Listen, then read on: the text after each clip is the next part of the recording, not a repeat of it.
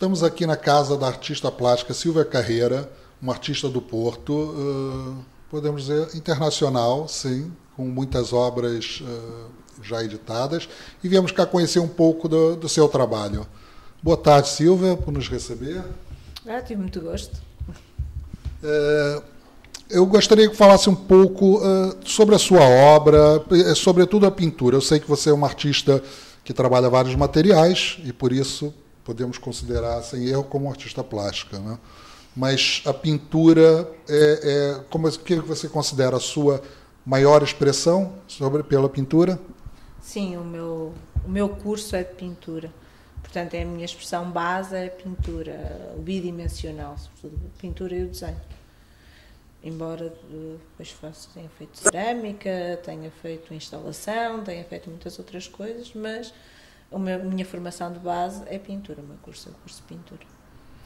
E sobre influência, vamos falar, eu já tive a conhecer um pouco da sua obra e coisas muito variadas em termos de expressão, de expressão plástica. Você considera algum artista assim na base das ideias, ou é algo que surge realmente de ti e gosta de experimentar sempre novas técnicas? Não, nunca. Não tenho inspiração, aquela história do artista que me inspirou, ou que eu gostaria muito de ser parecido, ou que a minha obra se aproxime. Não tem nada disso. O meu trabalho sempre foi introspectivo, uma busca minha, da minha forma de expressão, de encontrar a minha forma própria de expressão. Portanto, acho que não é... Só por mera coincidência pode ser parecido com alguma coisa de outra pessoa. É verdade que já encontrei pessoas com trabalho semelhante, mas é mera coincidência. Noutras partes do mundo, aparentemente, não tem nada a ver. Foi ao longo do tempo, eu comecei, quando terminei o curso da escola, comecei por fazer um trabalho essencialmente abstrato, trabalhando mais a textura, resumindo a minha cor aos variadíssimos tons de vermelho e ao azul, e trabalhando mais a textura. E não forma figurativa, evitando figurativo, trabalhando a textura de forma abstrata. Ao longo destes anos, tem vindo a sofrer mutações pelo figurativo, com a inserção de objetos mesmo, mas não abandonando o azul e o vermelho, que ficou quase como uma característica minha. As pessoas identificam-me muito pelo meu vermelho, sobretudo pelo meu vermelho. Então, em termos da técnica que utilizas, a inspiração acontece, os materiais misturam-se, tem sempre, toda a obra traz sempre consigo uma mensagem? Sim, toda a obra não pinto no momento, não vou para a tela e faço qualquer coisa e aconteceu, não. Tudo o que eu faço é planear, tem vários estudos prévios e tem um objetivo final. Pinto por séries, esta série que está aqui atrás foi a primeira, já é a fase final da minha primeira série, foi a tal série abstrata, exclusivamente abstrata. Pinto por séries, com mensagens definidas.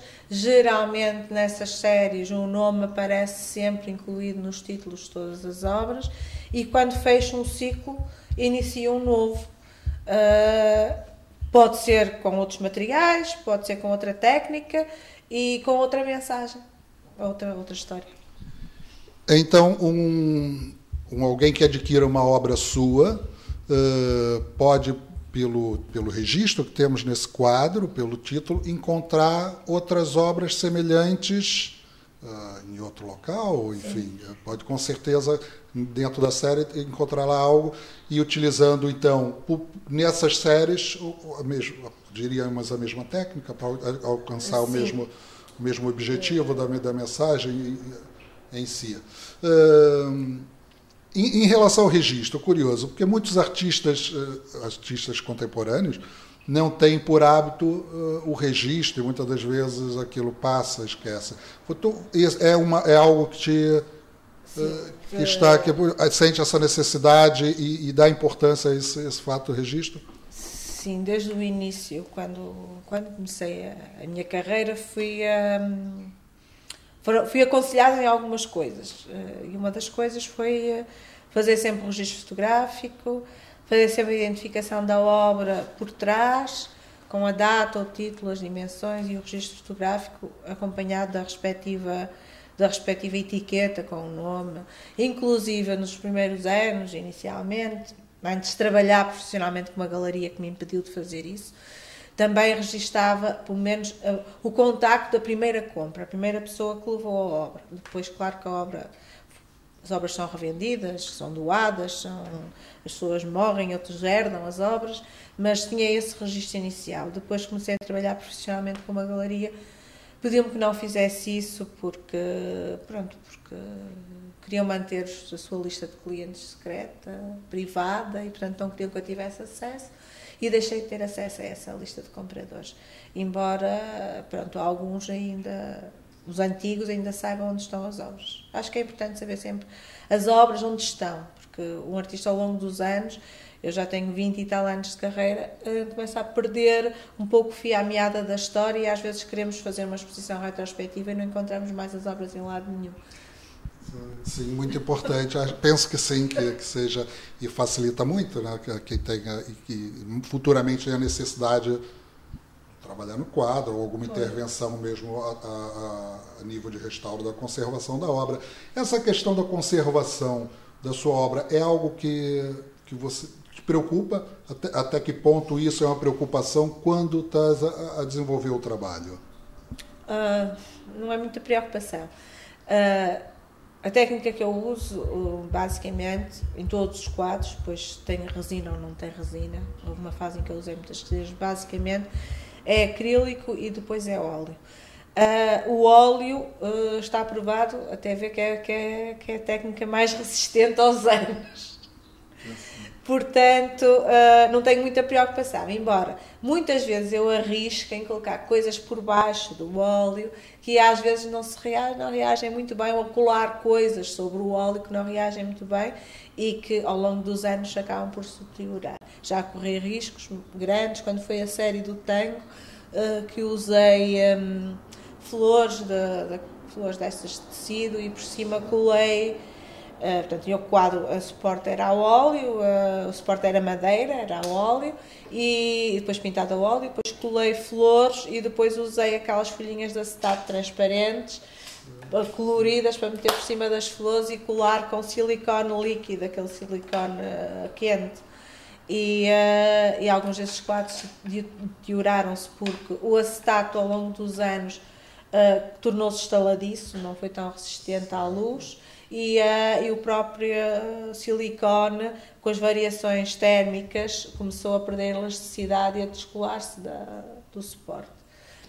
Acho que essa fase do tanque foi aquela em que eu corri mais riscos técnicos, entre aspas, porque as outras que eu usei, a resina, embora não seja completamente estanque, está provada que não é completamente estanque, é sempre a ligeira porosidade, portanto está sempre a interagir com umidades. Não a usei como muita gente usa, com pigmentos soltos ou com tintas, portanto como eu usei só com uma camada para encher caixas e proteger bonecos plásticos ou coisas já bastante estanques, não corri assim tantos riscos. Os quadros que correram mais riscos foram realmente a série do tango.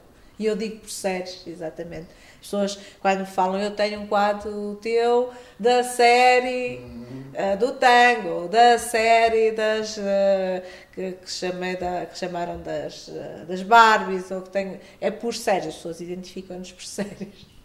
Certo, então tira daí já um aprendizado, vamos dizer assim, com os materiais, e procura comatar de uma certa forma, procurando atingir o fim da sua mensagem, mas pensando numa longevidade, então podemos dizer assim, há esse interesse em que o quadro sobreviva e que dura e que a pessoa tenha uma obra que alcance uma grande longevidade. Sim, não é? Acho que as pessoas não... Pronto, embora veja até muita obra que é adquirida por museus, que é uma obra muito precária e que pode destruir-se a qualquer momento. Acho que as pessoas, em regra, não querem comprar um quadro, ter um quadro em casa que pensam que vai cair a qualquer momento ou que se vai degradar. Eu noto que até a própria pessoa, quando vai ver as exposições, faz-me perguntas desse género, de se é resistente, como vê que eu corro certos riscos com as colagens, sobretudo como tenho muitas colagens, as pessoas perguntam como é que está colado, como é que está protegido, se é resistente, se é flexível. As pessoas têm essa preocupação porque não querem comprar, evidentemente, uma obra que depois se vai destruir toda passado 3 ou 4 anos. Eu ia pedir para falar um pouco, temos aqui a sua obra. Pode nos falar um pouco sobre essa obra que temos aqui atrás? Esse quadro que tem atrás é já da fase final das paisagens. Ele também é iniciado a acrílico e depois é finalizado todo a óleo. Na fase do acrílico é que tem as colagens. As colagens estão em baixo, a faixa vermelha tem papel, tem lixas de vários grãos, tem areias e tem tecidos. Aqui estes tecidos só tirei partido da própria estampagem do tecido que se vê à transparência. Na parte azul tem misturado com o próprio acrílico, na fase do acrílico, tem misturada com o acrílico, para além de acetato polivinil para dar mais transparência ao acrílico e mais plasticidade. Tem areia fina misturada e foi trabalhada à espátula. E depois está seca, que foi pintado a óleo, em cima e em baixo. O vermelho também é pintado por baixo a acrílico fluorescente.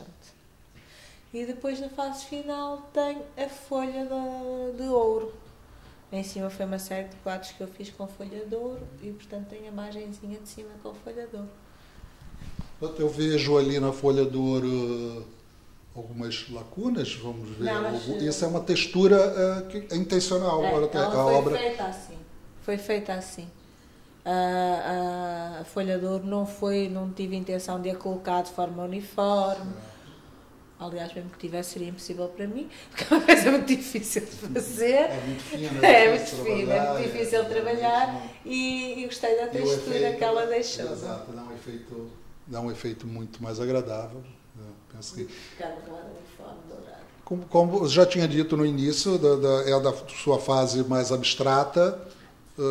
Pronto, a ideia foi uma abstração, não tem nenhum significado assim próprio, direto, ou tem no fundo não, mesmo... esta fase mais abstrata ela ia muito era muito consequência de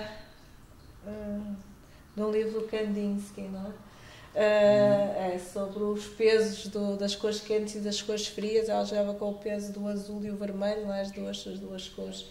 Quando disse que tanto fala os pesos e as relações entre elas, e neste caso esta imagem sem erro eram sempre quadros que falavam de paisagens artificiais, de paisagens, imagens de rio ou montanhas ou paisagens. Não tinha uma intervenção tão política e social como as minhas obras depois começaram a ter. Nesta fase inicial eram mais poéticas. E as cores que afinal marcaram e têm marcado sobretudo a sua obra até hoje. Sim, acho que fiquei conhecida pelos vermelhos. Fiquei conhecida pelos vermelhos em qualquer lado, as pessoas quando falavam eu conheço dos vermelhos. Então, olha, Silvia, muito obrigado por essa oportunidade. Foi uma pequena mostra, não é, da sua obra, que é vastíssima, e agradecia de uma próxima oportunidade podemos falar sobre um outro quadro ou um outro trabalho seu. Muito obrigada, o prazer foi meu. Então, estivemos aqui hoje a falar um pouco da obra dessa grande artista do Porto, natural do Porto, já é de um renome internacional, e esperamos em breve, quem sabe, conhecer ainda um pouco mais.